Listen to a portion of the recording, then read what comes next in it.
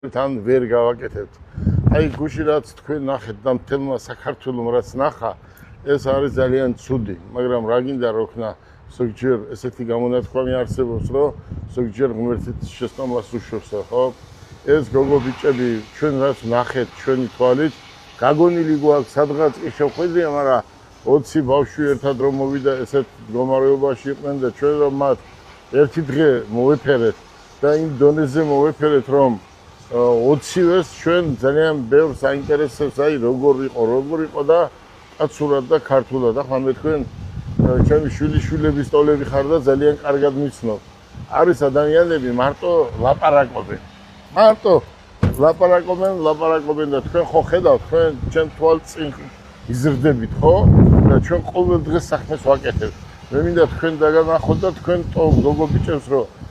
თუ დახმარება ვინმე სჭირდება, აი მაგათ სჭირდება ზუსტად დახმარება, იმიტომ რომ ეს ბავშვები ფიზიკურად ვერ გადაადგილდებიან და ჩვენ ახლა გუშინ მერაბი ერთ ოჯახს მთლიანად შეუცვალეთ ცხოვრება, ხო?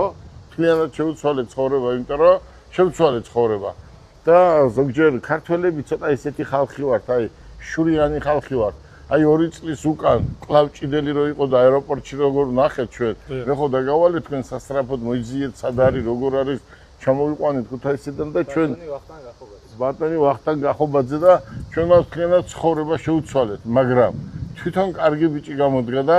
ჩვენთან ძმაკაცობს, მეგობრობს და სულ ჩვენთან არის, ხო?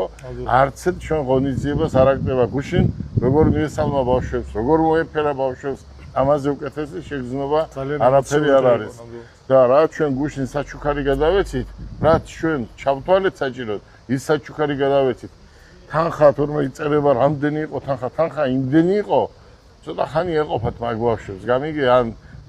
ეს просто ჩვენში არ მოდის რომ ან ვინმესის შესაკითხი გვაქვს ჩვენ რას ვაკეთებთ აი უყურე ჩვენ ერთ ბავშვს ხომ მთლიანად შეუცვალეთ გუშინ ცხოვრება აი მისი ავტომობილი აი ჩვენეთ ეს ავტომობილი აი ეს არის Porsche-ს ავტომობილი Porsche რა ქვია რომელი მოდელია Porsche Cayenne აი წარმოიდგინე აი ამ ახალგაზრდა ბიჭს რომელიც ვერ გადაადგილდება რატომ არა